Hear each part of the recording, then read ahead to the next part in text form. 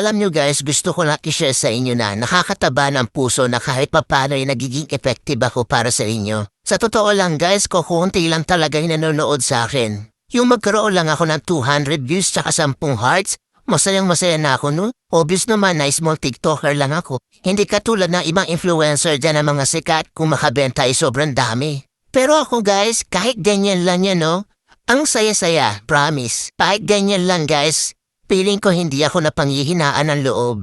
Kumbaga, tuloy-tuloy lang, enjoy lang sa TikTok. Sana naman sa mga mahilig mag-check out dyan, sana lang ma-appreciate nyo din kami mga small TikToker na gumagawa ng mga original content. Hayaan nyo na yung mga influencer, mayayaman na yun. Yung tipong sila naka-iPhone 14, yung mga video camera nila, gaganda. Tapos ako naka-Realme, ang labo pa. Support nyo naman ako guys as a small TikToker dito na gumagawa ng original content. Sana ma-appreciate niyo po ang mga video ko. Salamat!